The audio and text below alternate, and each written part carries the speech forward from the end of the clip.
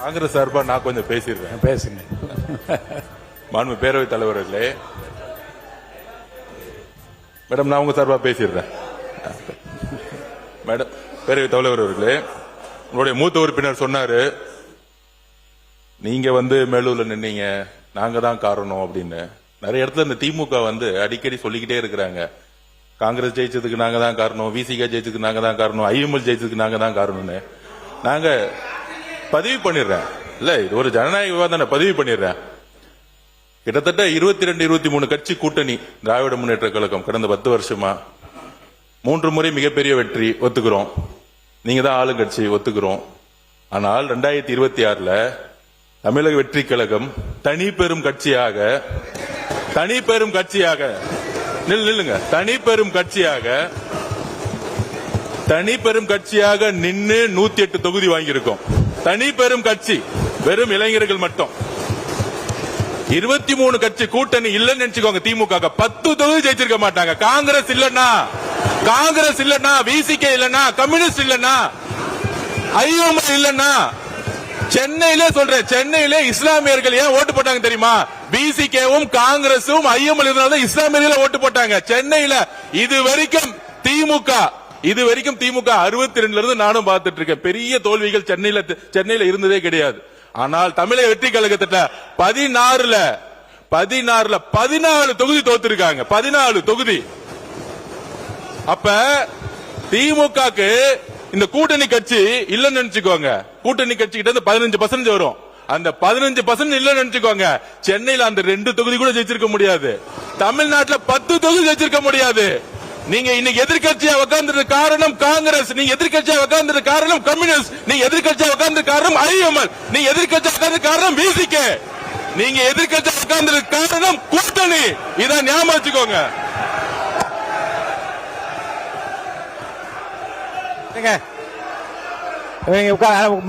உட்காருங்க போதும். ஒரே ஒரு நிமிஷம். எங்களை மாதிரி திமுக தனியா நின்று ஒரு தேர்தல் 50 சொல்லுங்க பாப்போம், 50 சொல்லுங்க பாப்போம். ஒரே ஒரு தேர்தல் திமுக தனியா நின்று 50 சொல்லுங்க. அப்பதான் இந்த கூட்டணி கட்சியோடைய அருமை திமுக தெரியும். உட்காருங்க. உறுப்பினர் பாருங்க, விவாதம் திசை திருப்பி கொண்டிருக்கிறது. உறுப்பினர் கோவை செடியன் மட்டும் பதில் சொல்லலாம். உறுப்பினர் கோவை செடியன் மட்டும் அனுமதி, அவர் மட்டும் பதில் சொல்லலாம்.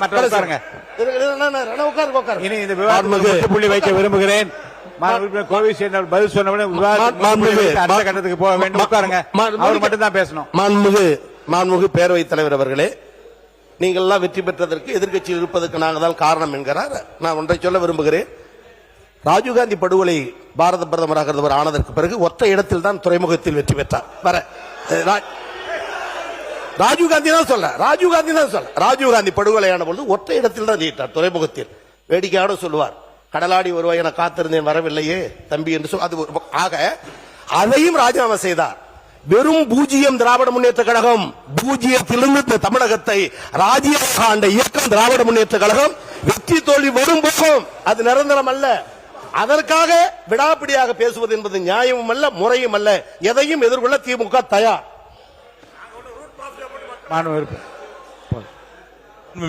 ஒரே ஒரு நிமிஷம், இவரும் கேட்டு அப்புறம் நீங்க சொல்லலாம். நீங்க சொல்லுங்க. மாண்புமிகு உறுப்பினர் நேரு அவர்கள், அவர் கேட்டவர் சேர்த்தே சொல்லிடுங்க பதில். மாண்புமிகு பேரவைத் தலைவர் அவர்களே, கூட்டணியில் இருந்து வெற்றி பெற்றோம் என்று அது நாங்கள் ஒத்துக்கொள்கிறோம். அதெல்லாம் இந்த வெற்றி பெற்றவருடைய ஆதரவோடு தான் நீங்கள் இன்றைக்கு ஆட்சி அமைத்திருக்கிறீர்கள்.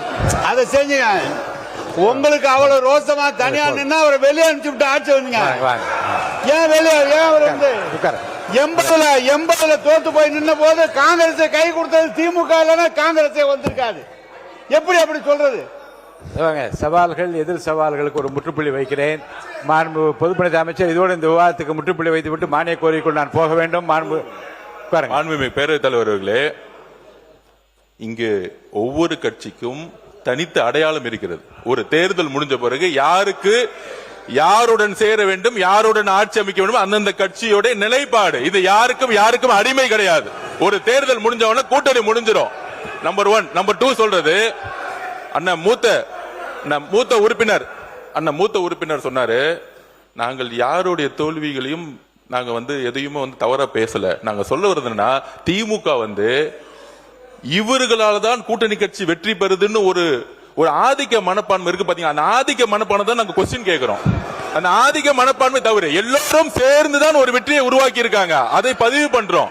எல்லா கட்சிகளும் சேர்ந்து ஒரு கூட்டணி உருவாக்கிய பொழுது அந்த வெற்றிக்கான காரணம் எல்லா கட்சிகளும் சமமா சொல்லணும்.